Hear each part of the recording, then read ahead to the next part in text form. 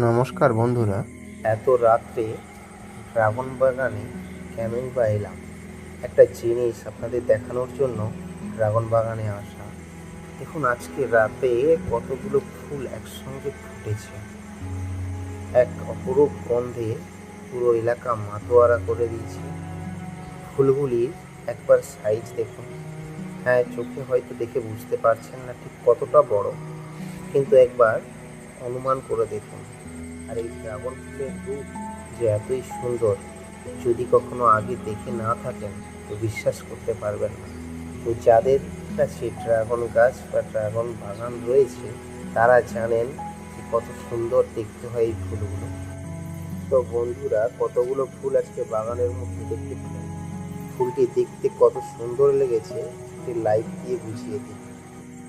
দেখা হচ্ছে পরের একটি ভিডিওতে।